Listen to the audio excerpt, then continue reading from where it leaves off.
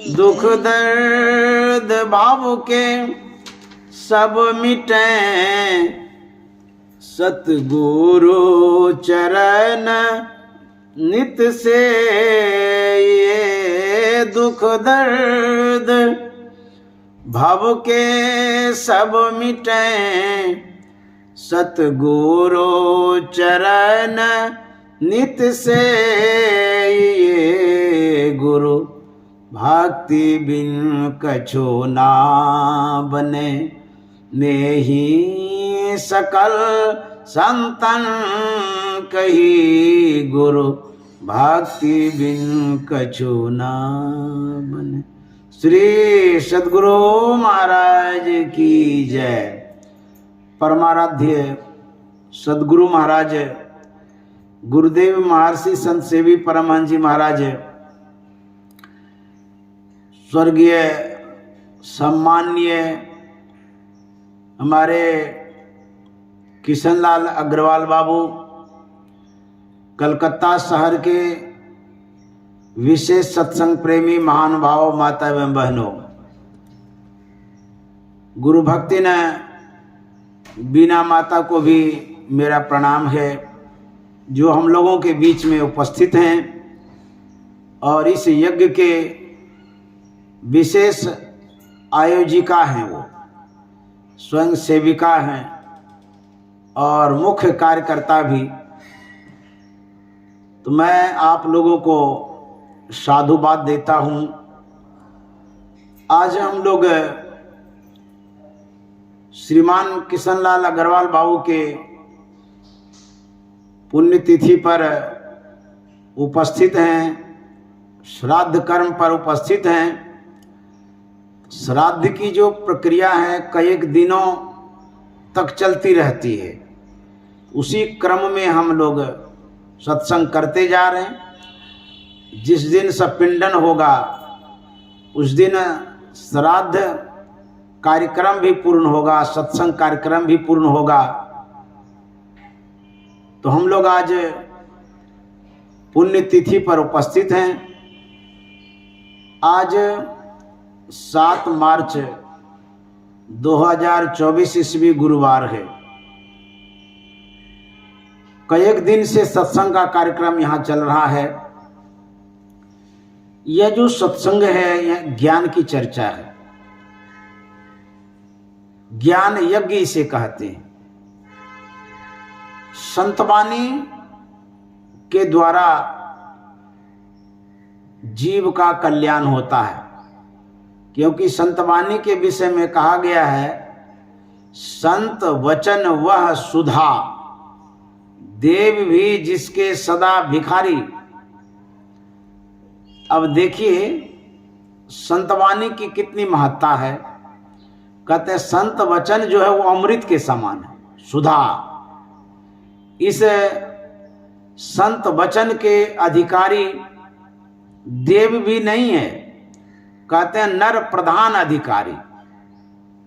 संत वचन वह सुधा, देव भी जिसके सदा भिखारी। और इस संत वचन के नर प्रधान है अधिकारी। मानव के भाग्य में संत वचन सुनने का सौभाग्य उपस्थित होता है। सत्संग गाय नहीं सुनती है, घोड़ा नहीं सुनता है, हाथी भी नहीं सुनता है, बृहद शरीर धारण करने वाले ऊंट भी नहीं सुनता है, विशेष शक्ति प्राप्त करने वाले बाघ सिंह भी नहीं सुन पाता है। सौभाग्य यदि है तो मानव को है।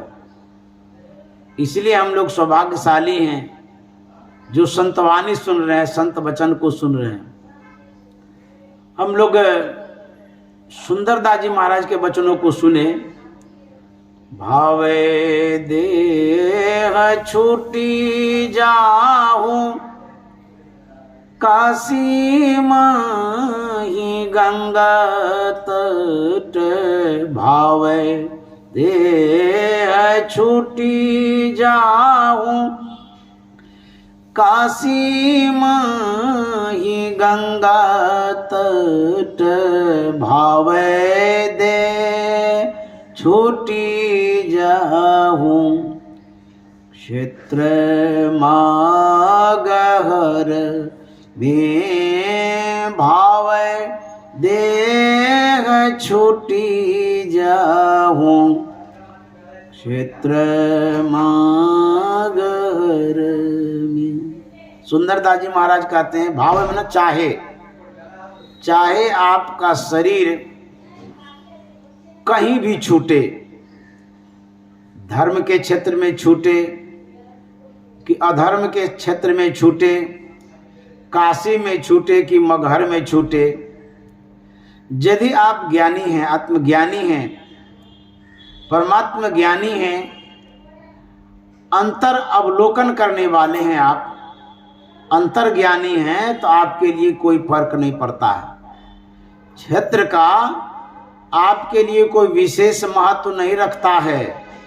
सुंदरदास जी महाराज यही समझाते हैं पूरे पद में, बड़ा लंबा पद है, लेकिन इसमें भाव यही है कि जो ज्ञानी होते हैं उनका शरीर कहीं भी छूटे, किसी तरह से छूटे, उनके जीवन पर कोई प्रभाव नहीं पड़ता है। अर्थात उन्होंने जो कुछ भी प्राप्त किया जीवन रहते, यदि वो मोक्ष को प्राप्त किए, मुक्ति को प्राप्त किए, चाहे वो उत्तरायण में शरीर छोड़े कि दक्षिणायन में छोड़े, चाहे उसे सर्प काट ले या बिजली गिर जाए, किसी भी तरह से यदि शरीर छूटता है उसके जीवन में कोई अपशकुन नहीं होगा। एक बार कबीर साहब काशी में भ्रमण कर रहे थे, वहां पर दशमेर घाट है, गंगा जी के किनारे काशी में। वहां पर कबीर साहब ने बहुत घरों को देखा, रूम को देखा, नए नए घर का निर्माण हो रहा था। पूछते हैं लोगों से, इस किनारे में, गंगा के किनारे में, घाट पर इतना घर क्यों बना हुआ है, किस लिए बनाया जा रहा है?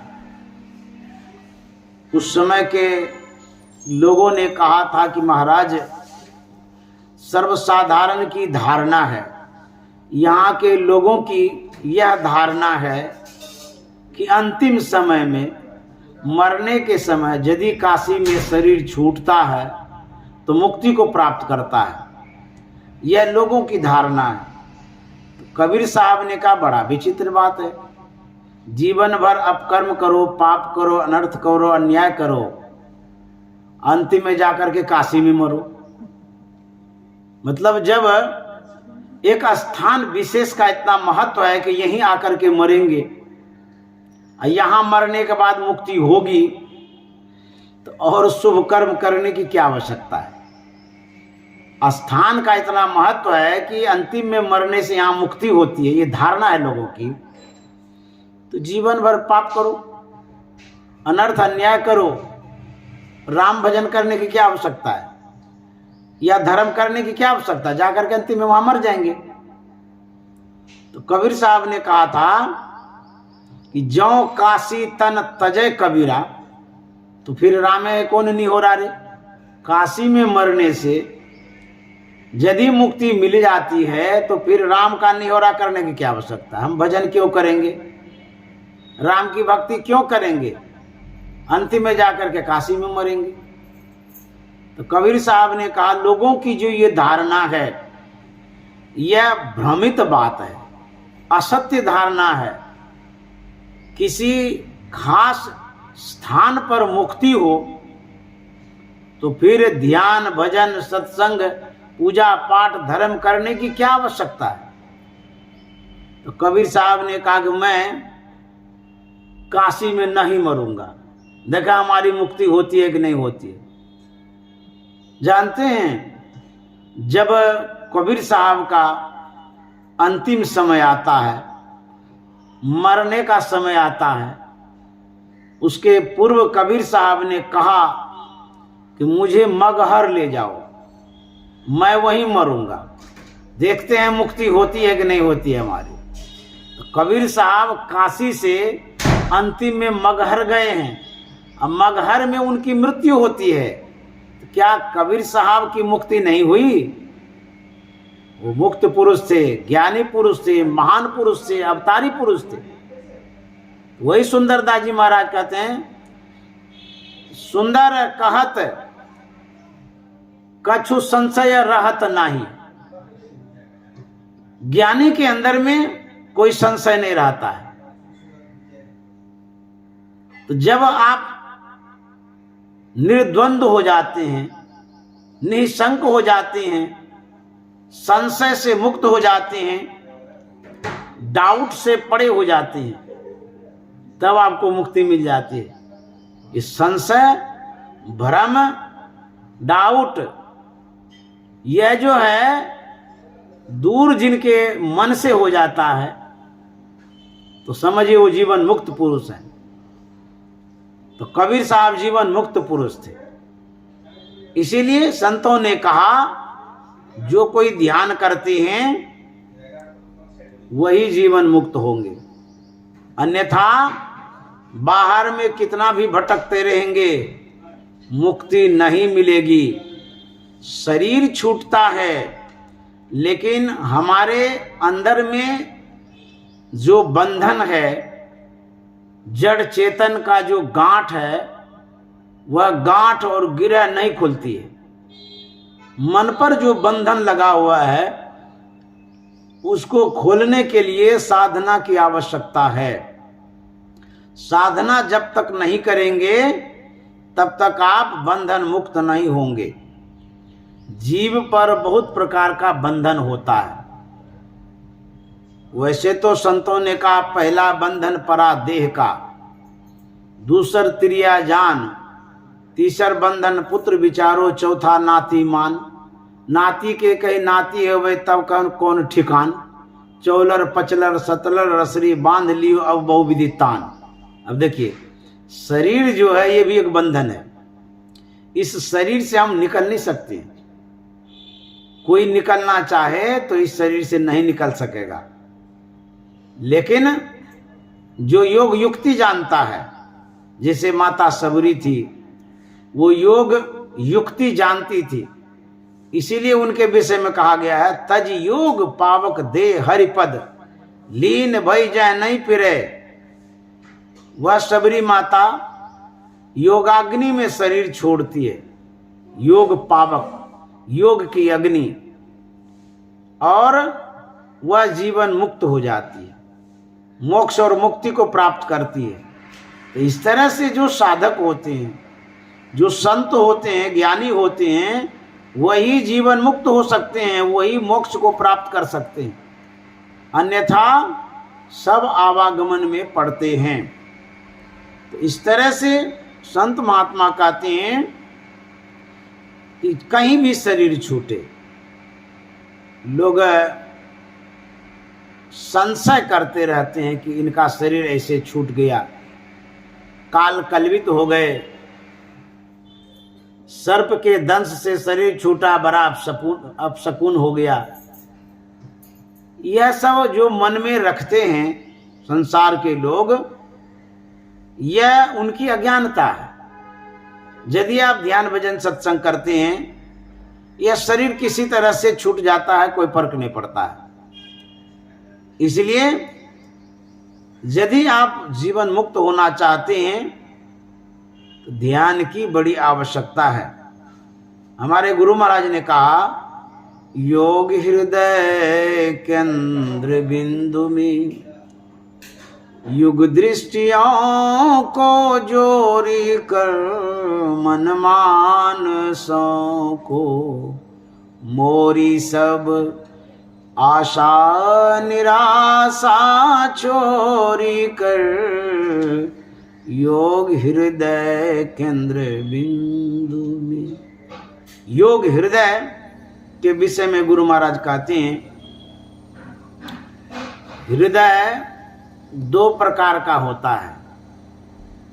आप जिस हृदय से अपने परिजन को, परिवार को, बच्चों को लगाते हैं, वह स्थूल हृदय है, बाह्य हृदय है। छाती से लगाते हैं, यह बाहरी हृदय है। लेकिन संत महात्मा जो कहते हैं योग हृदय, वो आज्ञा चक्र में है। गुरु महाराज कहते योग हृदय में वासना, तन वास है तो क्या, सत सरल युक्ति पासना, और पास है तो क्या। आपके पास यदि योग हृदय में निवास का संसाधन नहीं है, योग हृदय में बसने के लिए आपने कोई युक्ति नहीं ली है, तो कहता तन वास है तो क्या, क्या हो गया शरीर में रहने से। सत सरल युक्ति पासना, वह युक्ति क्या है, कहते हैं सत्यता की युक्ति है और सहजता की युक्ति है, वह सद्गुरु की युक्ति है, ध्यान करने की युक्ति है, मोक्ष प्राप्ति की युक्ति है। सत सरल युक्ति पासना, और पास है तो क्या, आपके पास सब कुछ है, भौतिक संसाधन है, खाने पीने रहने की कमी नहीं है, शरीर भी स्वस्थ है।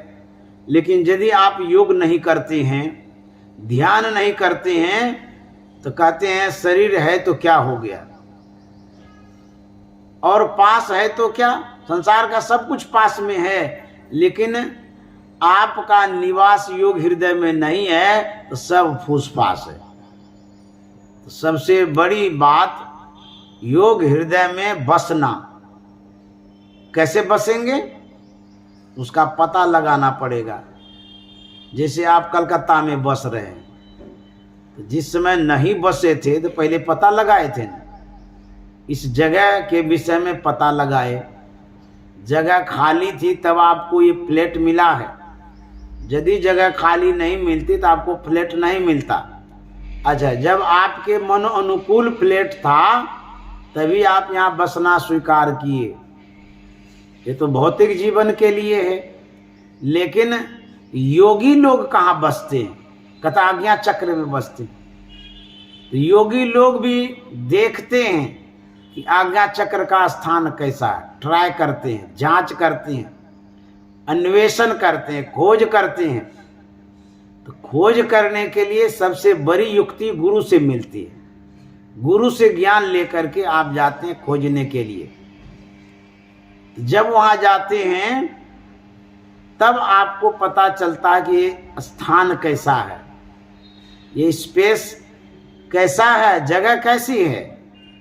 तो संतों ने कहा, एक तो अंधेरी कोठरी, कहते हैं ये जगह कैसी है, ये अंधकार में है, और यहाँ पर अंधकार ही अंधकार है, और उसी में हमारा जो है ना निवास होगा, रहना होगा, वहीं पर हम रहेंगे। अब बुझिए तो ऐसी जगह है जहाँ हम रहेंगे, वहाँ अंधकार ही अंधकार है। कितनी कठिन वाली बात है। तो कहते हैं कि यह जो स्थान है बड़ा अंधकार में है। आज्ञा चक्र का जो स्थान है, जहां आप पहुंचेंगे तो पहले अंधकार से भेंट होगी।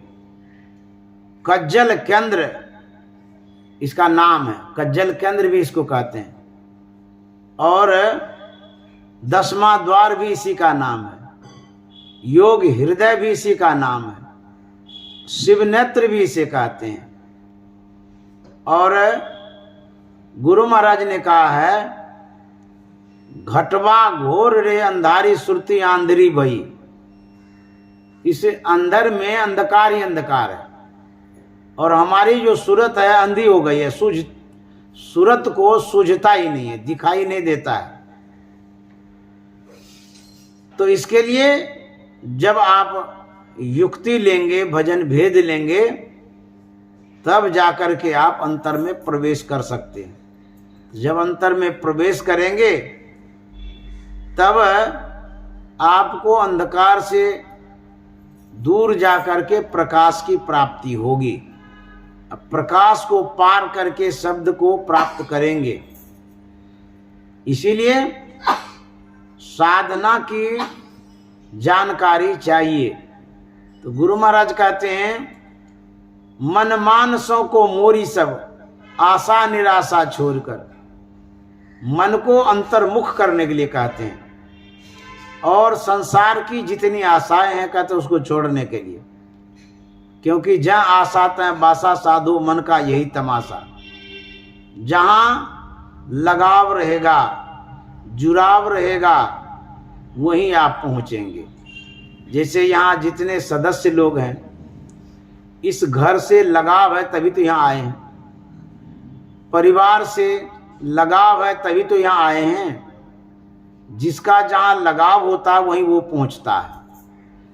जहां आशाएं लगी रहती है वहीं बासा होता है, ठहराव होता है।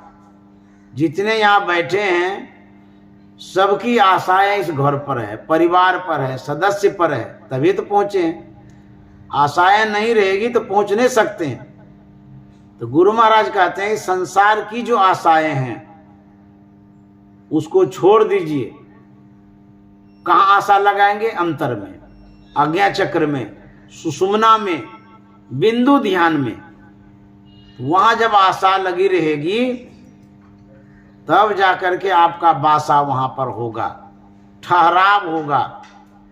इसीलिए संत महात्मा कहते हैं आशा निराशा छोड़कर, सभी आशाओं को छोड़ करके, जितनी भी निराशाएं हैं उनसे दूर होकर के आज्ञा चक्र में बासा करना है।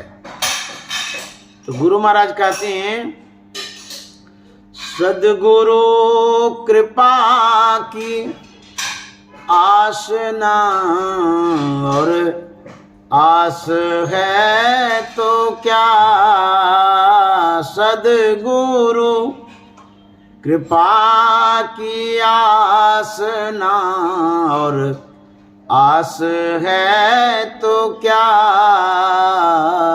करता जो नित अभ्यास ना, विश्वास है तो क्या, करता जो नित अभ्यास ना।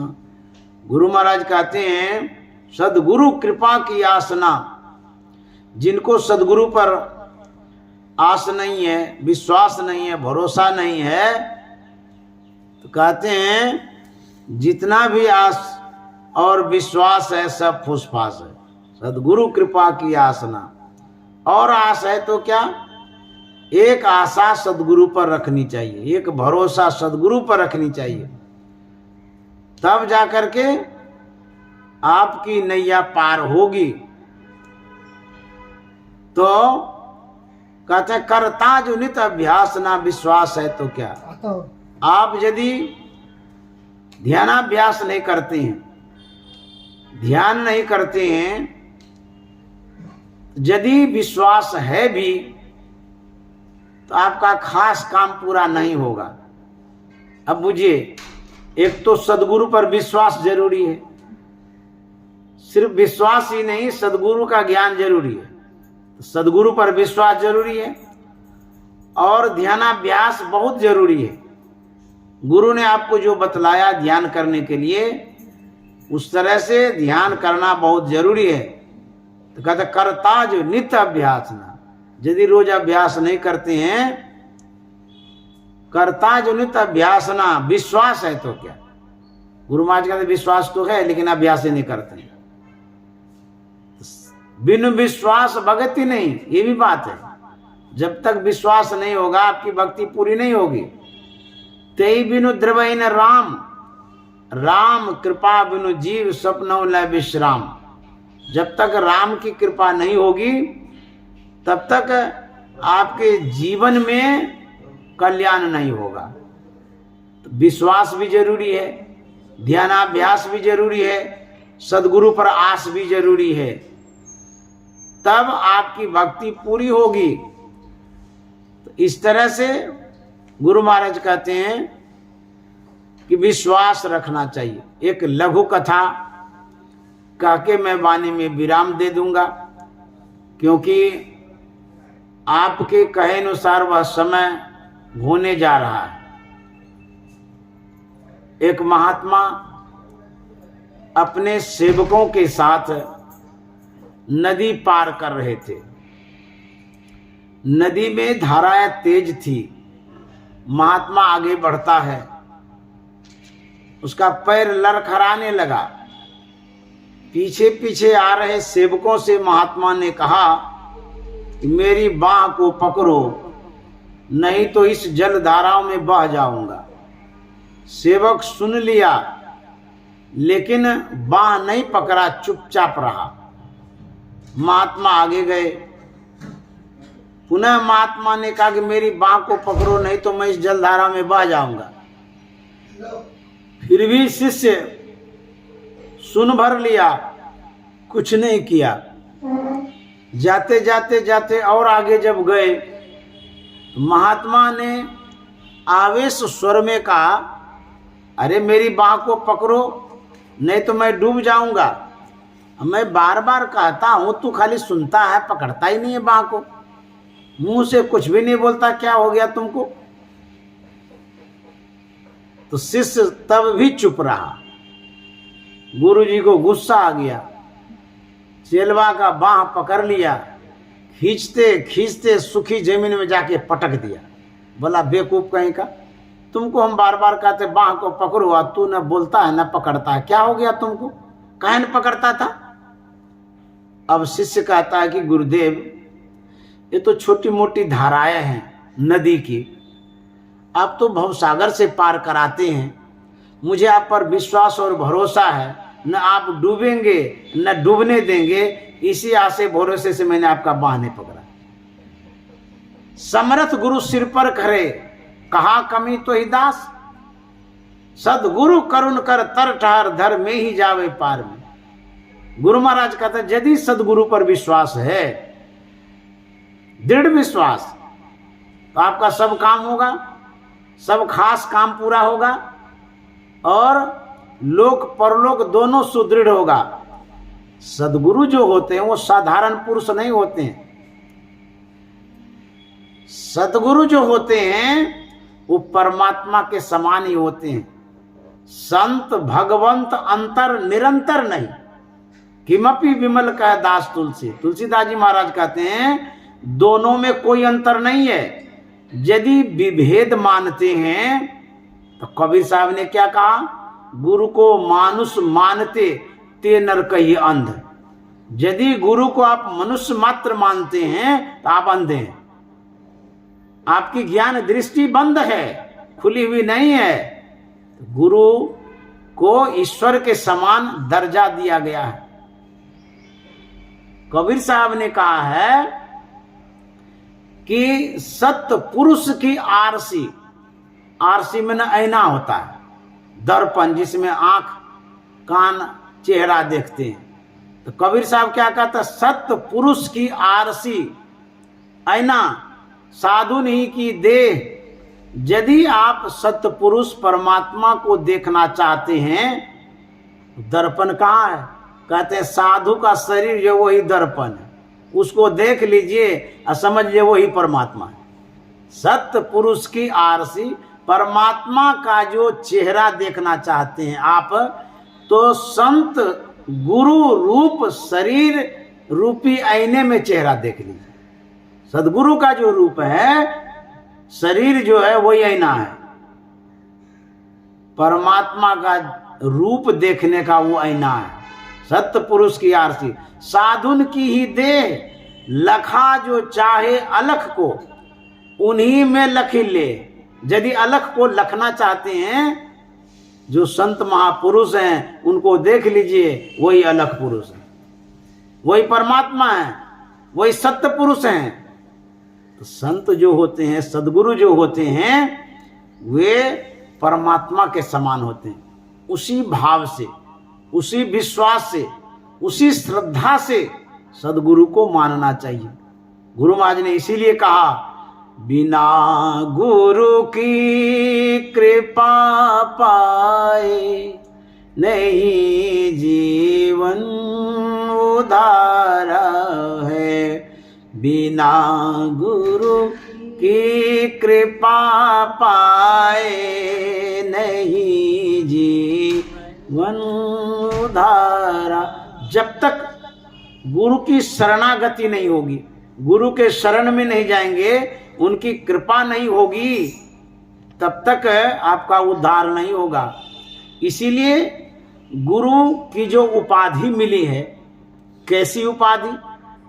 गुरुर् ब्रह्मा गुरुर्विष्णु गुरुर्देवो महेश्वर गुरुर् साक्षात पर ब्रह्म तस्मै श्री गुरुवे नमः।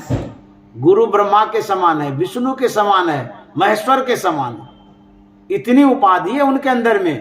ऐसे महान गुरु होते हैं।